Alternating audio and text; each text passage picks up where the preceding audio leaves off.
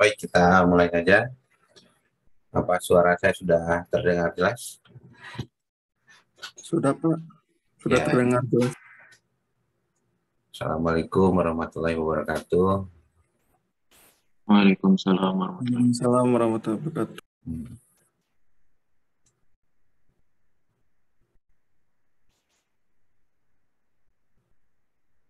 Nah, ini pertemuan yang ke berapa ya? Pokoknya minggu depan itu kita masih ada 2 kali lagi pertemuan ya. Ya, Pak. Sekarang tanggal berapa? 22 ya. Kedua, Pak. Sekarang tanggal 22, berarti minggu depan 29. Oh, 1 kali lagi ya. 1 kali lagi pertemuan minggu depan ya. Karena tanggal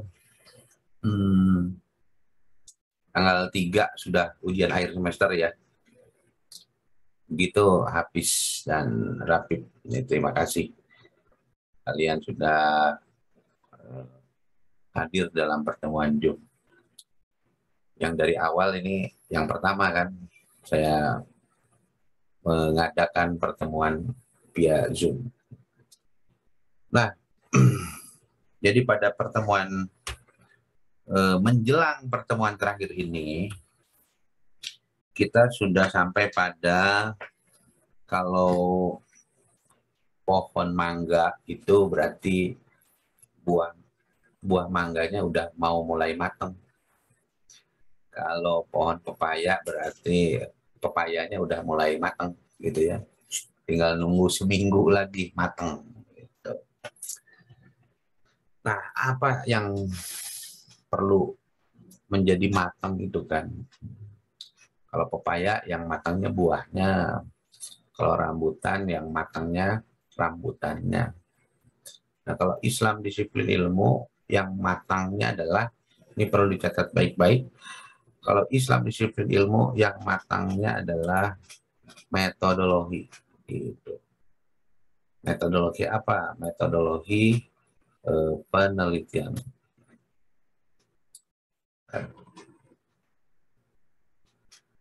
Jadi apa yang akan jadi matangnya, Fit? Pemahamannya, Pak. Bukan. Pemahaman untuk apa? Metodologinya, Pak.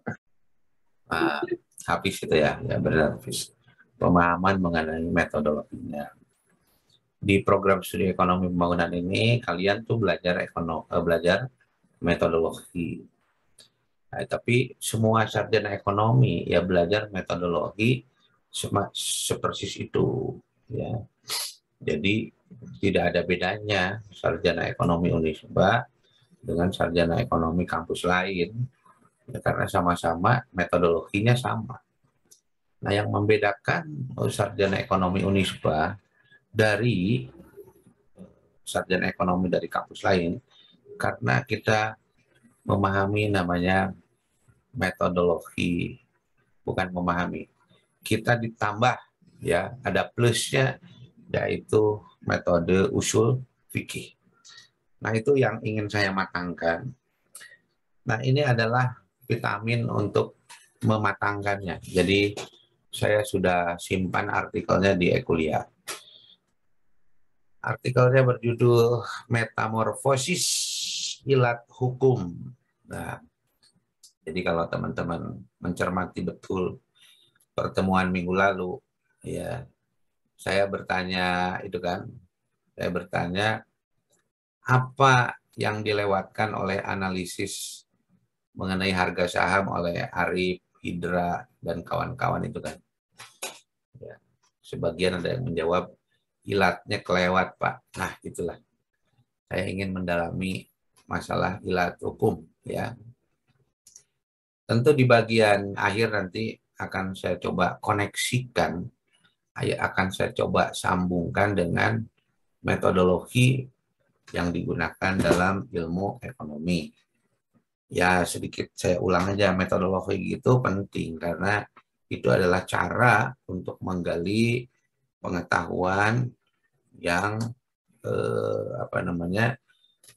menggali pengetahuan yang dapat dipercaya atau kredibel.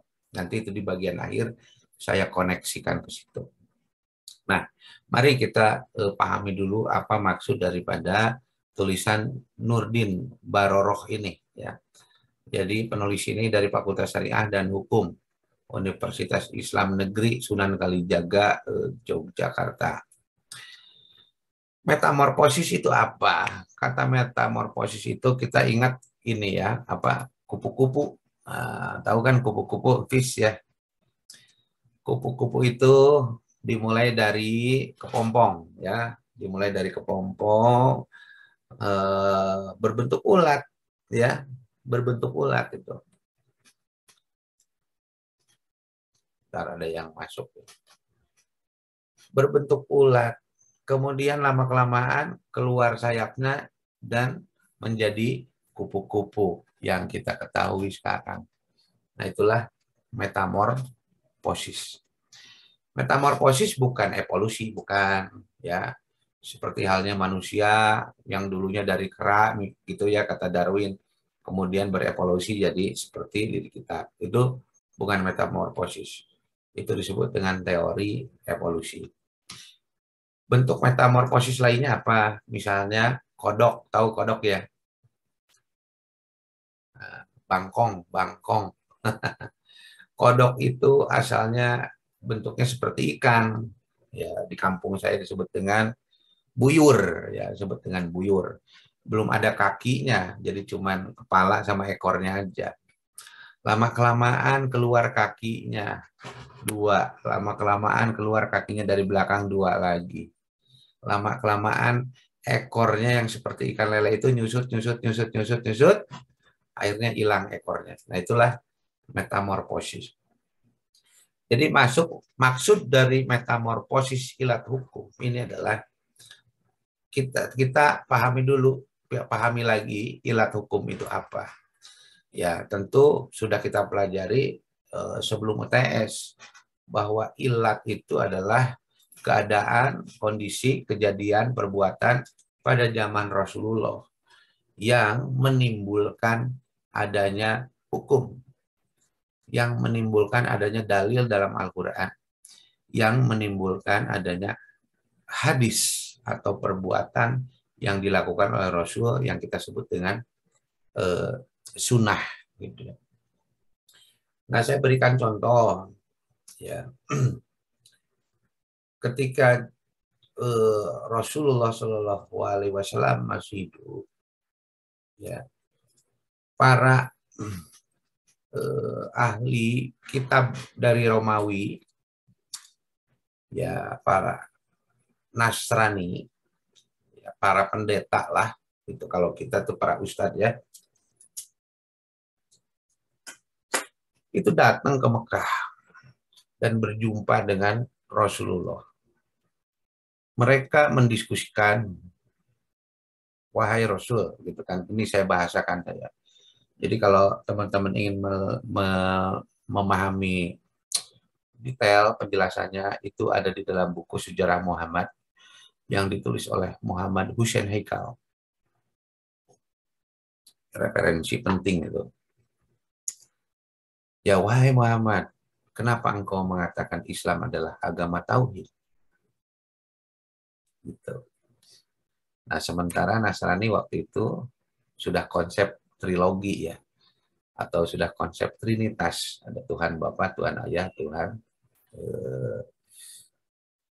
Ayah, Tuhan Bapa, Ayah yang Bapa itu sarwa kene wae nya. Tuhan Ayah, Tuhan Ibu sama Yesus. Nabi Muhammad mengakui bahwa Isa itu adalah ya Nabi Allah juga. Jadi Nabi Muhammad mengakui Isa yang dibicarakan di dalam Injil. Nah, tapi mereka berdiskusi. Jadi Nabi Muhammad itu diskusi Nabi Muhammad itu mencoba menjawab ya tauhid dengan trilogi itu. Sampai Nabi Muhammad juga berdoa kepada Allah, ya Allah berikanlah saya kemampuan, kekuatan untuk menjelaskan masalah tauhid ini kepada mereka. Mereka itu adalah para ahli Injil. Nah, tapi tidak ketemu juga tuh ya, diskusi ketuhanannya itu nggak ketemu juga. Akhirnya turunlah dalil yang kita tahu ya, semuanya juga tahu. Dalilnya apa? Lakum dinukum waliyadin. Bagiku agamaku, bagimu agamamu. Itu karena ada kejadian atau ada ilat ya. Diskusi itu tidak mencapai simpulan. Gitu. Apa terjadi perang setelah perdebatan antara ahli Injil dengan Rasulullah? Enggak ada tuh. Sejarah tidak mencatat ya Rasulullah berantem atau pukul-pukulan lah dengan para ahli kitab Injil itu kan. Gitu. Karena pamannya Siti Khadijah yaitu Waraqah bin Naufal sebelum Nabi Muhammad menjadi Rasul itu sudah tinggal di Roma dan menjadi agama Nasrani, sehingga ketika pulang ke Arab itu membawa berita mengenai akan adanya Nabi terakhir yang diyakini ada di dalam Injil. Ya saya tidak paham apakah itu di perjanjian lama atau baru, itu bukan kompetensi saya untuk menjelaskan. Nah, itulah contoh ilat. Jadi karena ada kejadian maka keluarlah hukum. Nah, apa yang ingin kita dalami ya, metamorfosis ilat hukum dalam sad az-zari'ah atau juga dibaca sadu jari'ah ya, dan fat az-zari'ah. Jadi sad itu kata dasarnya tidak boleh. Kalau fat itu boleh. Nah, mudah-mudahan dari judul ini sudah tergambar apa yang akan kita bahas. Oke. Nah, jadi sad az-zari'ah merupakan satu terobosan metode yang dihasilkan oleh para ulama usul fikih. Untuk apa? Untuk merealisasikan kemaslahatan. Kemaslahatan itu kebaikan. Kalau dalam bahasa ekonomi ya berarti benefit ya.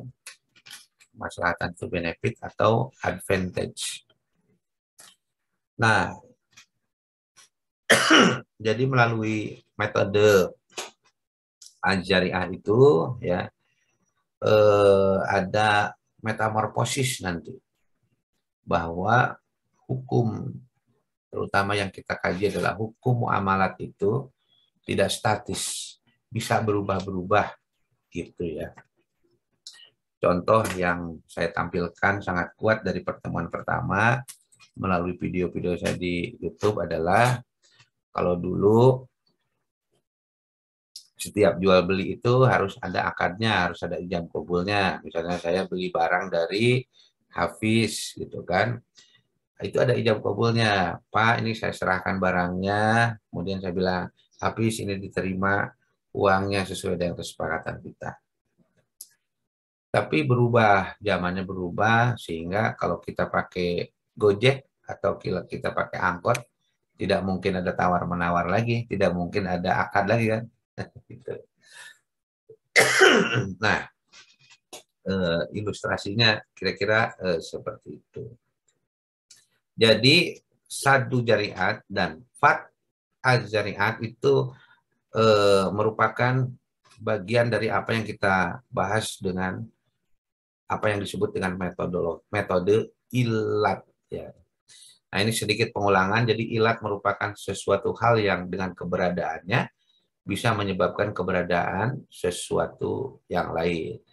Ilat merupakan sebuah sifat dasar yang dikarenakan atas keberadaan sifat dasar tersebut dapat diketahui adanya sebuah ketentuan hukum. Ya, nah contoh ini seperti memabukkan menjadi sifat dasar dari pelarangan khamar.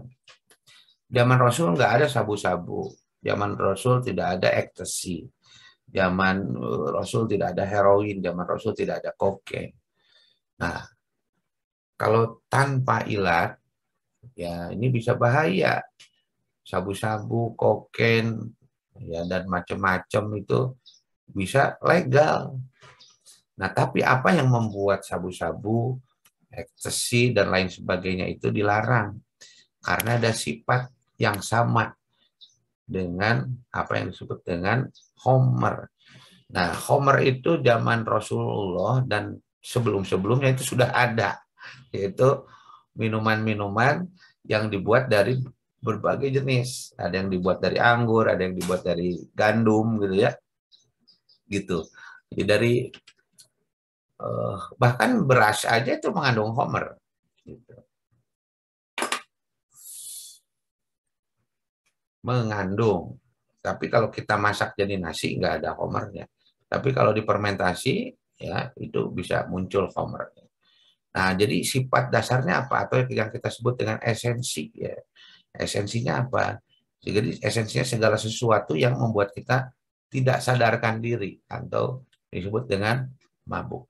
Tidak sadarkan diri itu apa? Atau mabuk itu apa? Ketika rasionalitas kita, ketika jiwa kita tidak berfungsi dengan baik. Artinya kita tidak bisa berpikir lagi tentang sesuatu. Nah, itu yang disebut dengan memabukkan. Nah ini Baroro juga, ini bukunya dari Abdul Wahab Khalaf. Ya, sebelum di pertemuan awal kan saya sudah minta Anda untuk membeli buku ini. Ini buku ini adalah panglimanya nih. Buku ini panglimanya dipakai di semua kampus-kampus Islam. Jadi saya tidak pernah memberikan referensi yang kaleng-kaleng ya. Hafiz lagi pegang bukunya nggak Hafiz? Di e-book, Bu, Pak. Di e-book. Dalam HP. Kalau Rapid udah beli bukunya belum?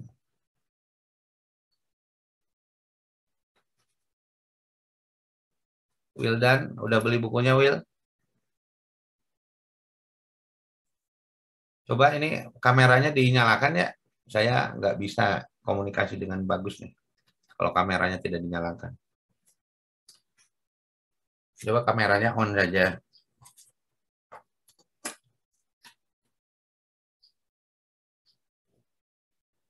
Halo, Assalamualaikum. Coba kameranya dinyalakan saja.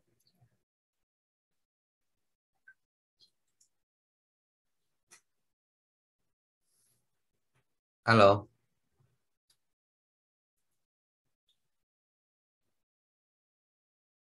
Ini kemana nih saya halo-halo? Nggak ada suaranya. Coba kameranya dinyalakan saja. Di-on-kan kameranya. Agar saya komunikasinya enak.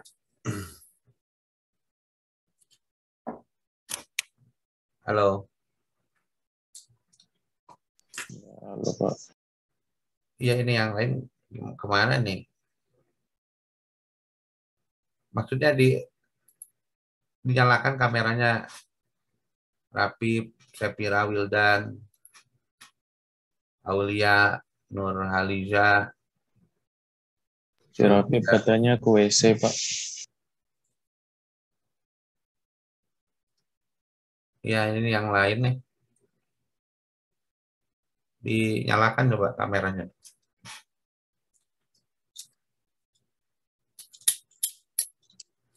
Oke, saya lanjutkan ya.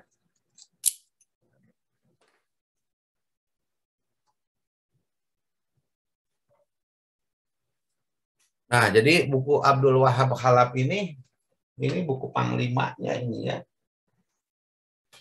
Ya, saya kalau bertanya sekarang apakah Anda udah beli atau belum, itu kalau Anda belum punya ya keterlaluan juga ya. Oke, nah jadi ini menunjukkan bahwa buku ini adalah buku yang sangat penting karena buku yang termasuk buku yang paling pertama ya menjelaskan teori mengenai usul fikih. Nah, tujuan kita kembali tadi bagaimana memahami sadu jariah dan fat az-zariah itu ya. Sadu jariah dan fat az-zariah. Nah, saya loncat saja langsung. Nah, apa itu sad jariah? Sad jariah itu terdiri dari dua kata, yaitu sada dan sada atau yasudu ya, dan zari'ah. Sadda atau yasudu itu berarti kebalikan, ya, kebalikan. Nah, kalau azari'ah itu wasilah atau jalan. Jadi jalan yang kebalikan, ya. Kebalikan dari iya adalah tidak. Kebalikan dari tidak adalah iya, gitu loh. Kebalikan dari baik adalah buruk. Kebalikan dari jalan yang buruk adalah jalan yang baik, gitu. Jadi ini kaitannya dengan logika banget, gitu ya. Ini kaitannya dengan logika banget. Nah, Wahbah Juhaili menjelaskan ada dua bentuk sadu jari'ah dan fat az-jari'ah, ya.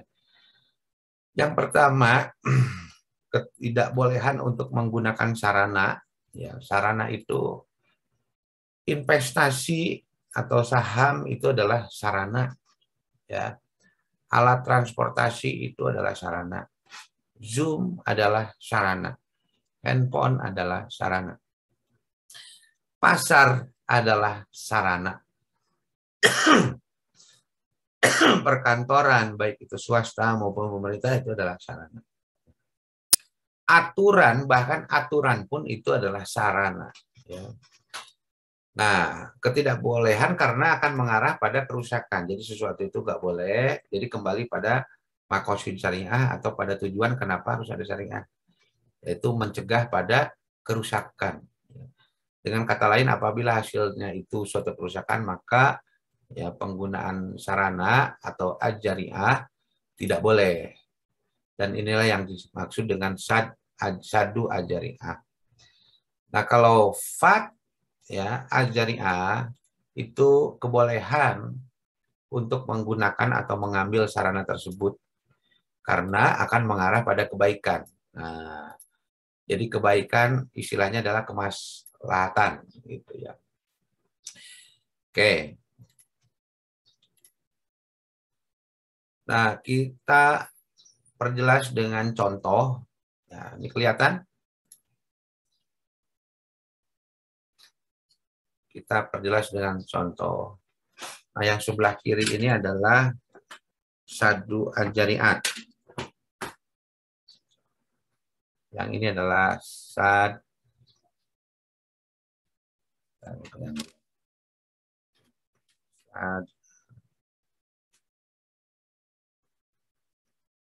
az-jari'ah.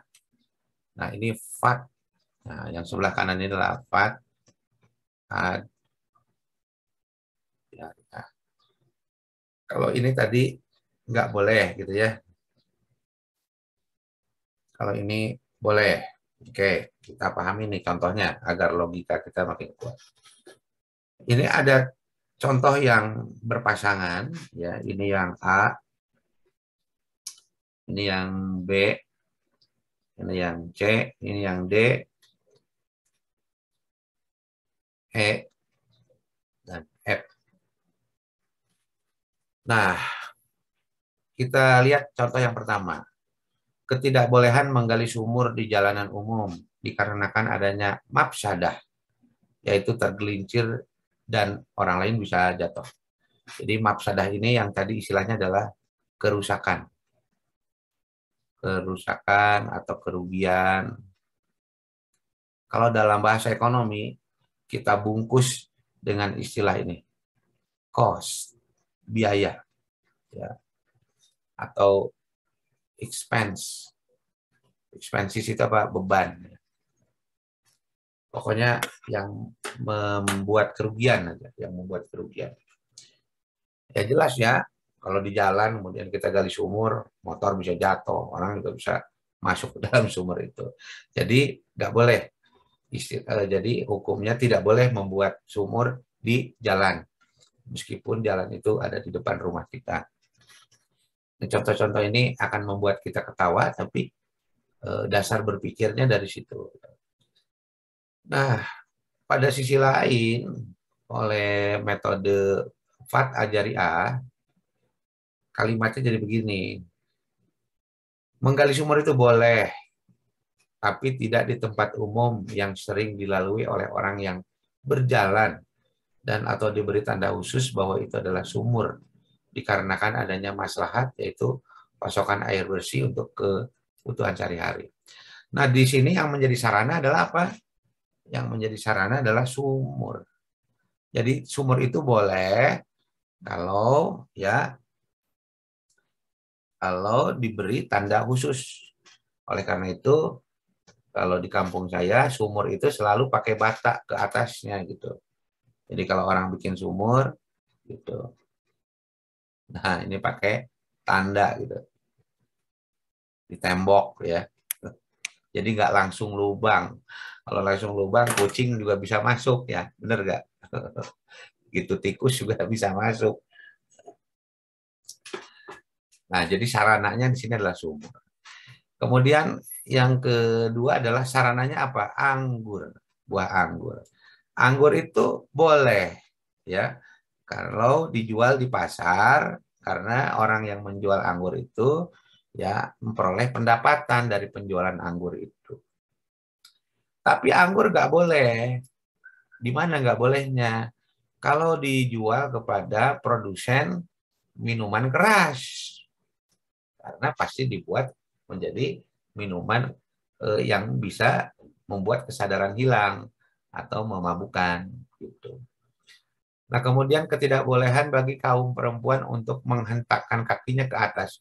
Bukan menghentakkan, sebenarnya ngangkat kakinya ke atas. Karena apa? Nanti auratnya akan kelihatan orang gitu, apalagi pakai rok gitu. Nah, yang C ini.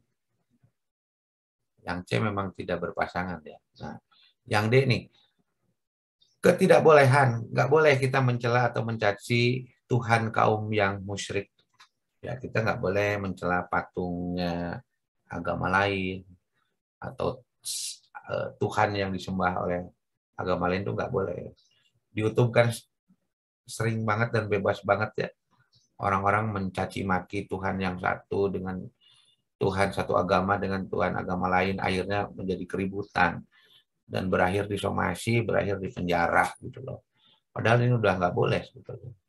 Tidak boleh mencela atau mencaci Tuhan kaum musyrik karena kan adanya mafsadah. Mafsadahnya apa? Kerugiannya apa? Yaitu akan muncul aksi pembalasan terhadap Tuhan kaum muslimin, terhadap Tuhan kita. Akhirnya konflik gitu. Wah, kok 10 menit lagi mau selesai. Oke. Nah, kemudian tidak boleh melakukan praktek nikah tahali dikarenakan adanya mafsadah. Tahali itu jadi satu, saya percepat ya, satu orang perempuan gitu ya. Satu orang perempuan ini sebut saja laki-lakinya, dia dicerai 3 kali. Nah, dia dicerai 3 kali. Kalau sudah 3 kali dicerai, sudah 3 kali pisah, itu tidak boleh nikah lagi dengan si laki-laki ini, gitu. Ya, tapi dari Fat Ajariah itu boleh, bolehnya kalau kondisi gimana, gitu ya. Nah, ini nih. Nah, yang F. Itu boleh menikahi perempuan yang sudah 3 kali dicerai. Ya. Hanya oleh suaminya. Jadi si perempuan tadi boleh menikah lagi dengan suaminya yang sudah menceraikan dia 3 kali. Dikarenakan adanya aspek maslahat yaitu ikatan lahir batin dan menjaga keturunan-keturunan yang lainnya. Nah, itu contoh-contoh sad ad-jariah dengan fat ad-jariah ya. Oke.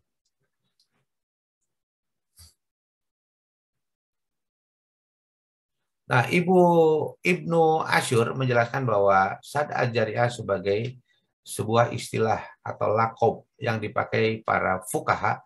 Fukaha itu adalah ahli fikih, ahli hukum Islam. Ya, kalau di Unisba dibahas atau dipelajari di Fakultas Syariah. Dengan sebuah konsep upaya pembatalan, pencegahan, dan pelarangan perbuatan-perbuatan yang ditakwilkan atau diduga mengarah pada kerusakan yang jelas atau yang sudah disepakati.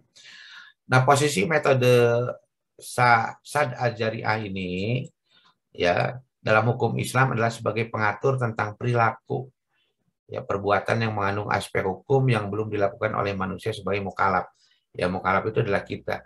Kalau anak saya yang masih 2 tahun itu belum mukallaf, artinya apa yang dilakukan belum terkena aturan atau sanksi hukum. Dalam rangka menjaganya agar tidak terjatuh ke dalam dampak negatif ketika melakukannya. Jadi manfaat daripada sad ajariah dan fat ajariah ini sebagai tindakan preventif. Ya, seringkali kita tuh kan sudah mengalami kerugian, belum ada hukumnya, baru dicari analisis hukumnya. Oh, ternyata itu nggak boleh.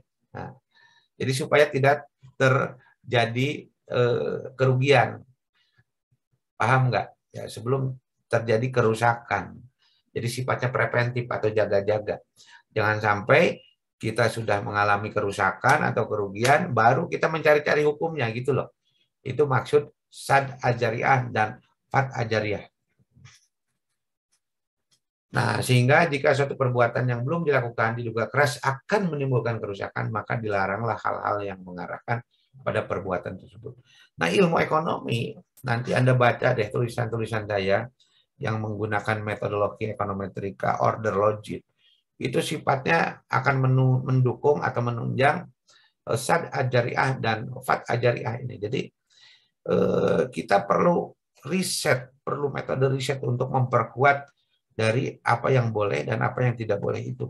Jadi sains atau ilmu pengetahuan yang diperoleh dengan metodologi yang sifatnya umum itu melengkapi usul fikih sebetulnya. Nah, saya harap Anda di situ menemukan bahwa antara ilmu dengan iman itu, ilmu itu memperkuat iman. Jadi kalau Anda kuliah, setelah Anda jadi sarjana, kemudian Anda bertanya pada dirimu sendiri, apa manfaat ilmu ini untuk meningkatkan keimananku, dan Anda tidak menemukan jawaban, berarti pembelajaran Anda dari semester 1 sampai sidang skripsi, nothing. Nihil. Nggak ada manfaatnya. Waktu sudah terbuang sia-sia. Paham nggak maksud saya? Oleh karena itu baca buku itu harus benar, penting. Mahasiswa yang nggak baca buku, nanti jam 8 ada sidang, saya bisa tahu mana yang jam terbang bacanya buruk, mana yang bagus. Itu dari tulisan dan dari tutur katanya saja. Dan itu tidak bisa diulang. Ya. Tidak bisa diulang. Jadi dari sekarang, kalau yang masih lemah bacanya, ya, detik ini juga Anda harus paksakan itu membaca tuh. Karena nanti akan ketemu nanti di persidangan yang semuanya akan kelihatan kelakuan kalian dari kecil sampai sekarang itu akan kelihatan dari apa yang kalian tulis dengan bagaimana cara bertutur kata. Nah, ini contoh tadi yang tadi saya tampilkan. Ya.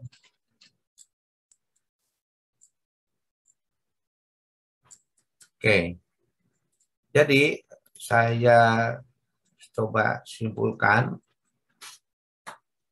bahwa ya ilat ya yang dilengkapi dengan sad ajariah dan fat ya ajariah itu merupakan apa namanya metodologi yang sifatnya preventif. Nah, dalam istilah ekonomi, maslahat itu adalah benefit dan mufadah itu adalah cost.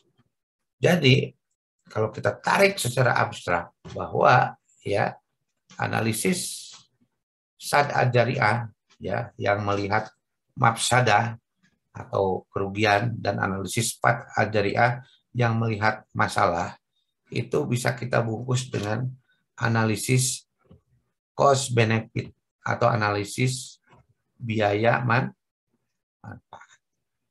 Jadi kita perlu ya mengkritisi metode analisis biaya manfaat itu. Kita bisa kembangkan. Misalnya pemerintah mau membuat bandara, dan bandara deh pabrik lah. Misalnya pemerintah mengizinkan seseorang untuk membuat pabrik di satu lokasi. Itu bukan hanya untung dan ruginya secara uang, tapi dipertimbangkan juga ya mafsadah dan maslahatnya bagi masyarakat sekitar. Apakah masyarakat sekitar akan berkurang pasokan air bersihnya? Apakah masyarakat sekitar akan berkurang pasokan oksigennya gara-gara pabrik itu? Tapi ada manfaatnya. Maslahatnya apa? Penduduk sekitar bisa terserap tuh. Yang nganggur bisa bekerja. Nah, itu perbandingan antara mafsadah. Perbandingan antara mafsadah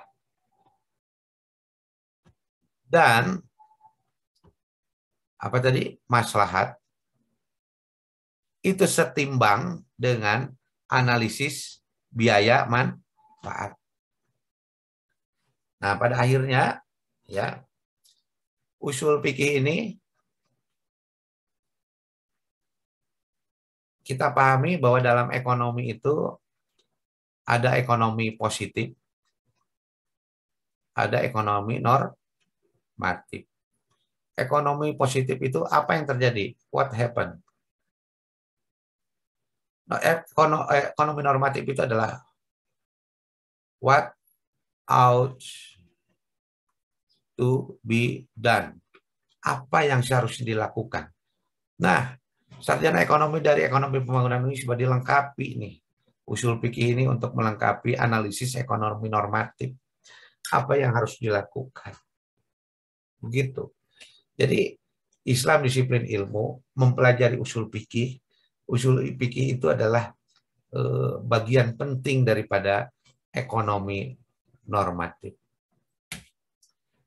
Nanti ada forum yang harus Anda respon. Silakan Anda tuliskan di situ responnya ya. Nah, tapi sebelum pertemuan ini berakhir, ya, mudah-mudahan ada waktu 10 menitan lagi. Ya, saya persilakan kepada Anda barangkali ada yang mau menanggapi atau mau bertanya perihal jurnal tadi yang judulnya Metamorfosis Kilat Hukum. Silakan.